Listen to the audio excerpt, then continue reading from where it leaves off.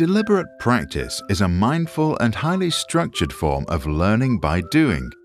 It's a process of continued experimentation to first achieve mastery and eventually full automaticity of a specific skill. A 2014 study published in Psychological Science argues that it can increase our performance by 26% in games, 21% in music, and 18% in sports. Here are some tips on how to do it well. Define success and drill deliberately. Define all the elements you need to practice to become successful. Then drill each element deliberately, one after the other. In tennis, that could be first your serves and then later your leg work. If you want to become a professional barista, first perfect your moves to make the espresso, then your skills to serve the ideal coffee. Plan, reflect, and take notes. Plan out your practice routine, for example in a notebook. After each session, reflect and write down what you've discovered. What worked? What didn't? The idea is to get a clear sense of how a particular session improves your skills, and then to experiment to find new and even better ways to achieve your goals. Go slow. To build a good foundation of muscle memory, practice slow and correctly. If we move too fast, we risk learning and internalizing the wrong skills, which can bring terrible consequences. To achieve mastery, our brain needs time to develop. So start slow and then gradually increase the speed until you give it all you've got. Limit your sessions to focus. Deliberate practice is hard mental work. Limit the sessions to a reasonable duration that allows you to stay focused. This may be 15 minutes if you are younger and 60 minutes if you are older. Cristiano Ronaldo does around 3 to 4 hours of football training a day. Young Shaolin monks practice 2 hours in the morning and 2 hours in the afternoon. To keep their attention high, they switch the style of practice every 10 minutes. Maximize practice time. Legendary basketball coach John Wooden used to let each of his players practice putting on socks and shoes so that they learned to do it really fast.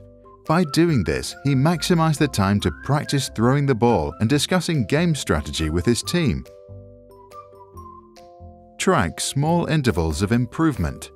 If you practice running 800 meters, count the milliseconds, not the minutes. If you are working out or practice controlling your diet, measure milligrams and millimeters. The smaller the data points you measure, the faster you see progress and the more you feel motivated to continue. Emulate practice, not performance. The top performance we see on screens or on stage is the result of endless hard work behind the curtain.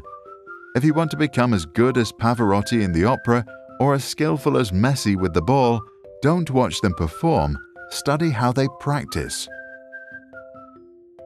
Repetition makes perfect.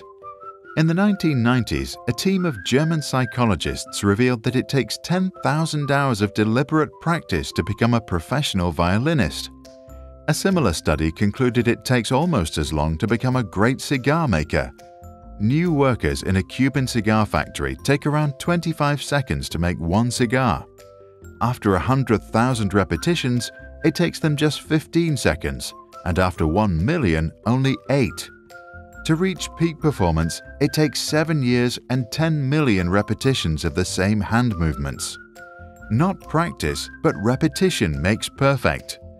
Professional football teams therefore play daily what the Spanish players call rondo.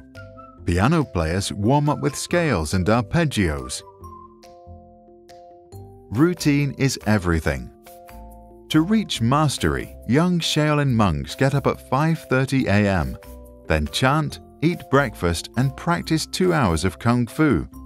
At 11:30, they have a vegetarian lunch with no liquids to aid digestion. At around 3 p.m., they practice another 2 hours. At 5:30 is dinner, followed by chanting. At 8, meditation. At 10, time for bed. Us normal people can start with 15 minutes every day and then slowly increase our session. Get a coach. The job of a coach is to show us our true potential and then guide us in the right direction. If you don't have a coach, look for one. It can be a teacher, a friend, or even someone you find or follow online. For our favorite teachers and coaches, visit our Sprouts channel page and check out our playlists. The Dalai Lama believes deliberate practice not only works for muscles, but also for our mind. He and other wise minds deliberately practice taking other people's anger, suspicion, and mistrust and then giving them patience, tolerance, and compassion in return. What do you think about deliberate practice? Can we also use it for training our thinking skills? Share your thoughts in the comments below.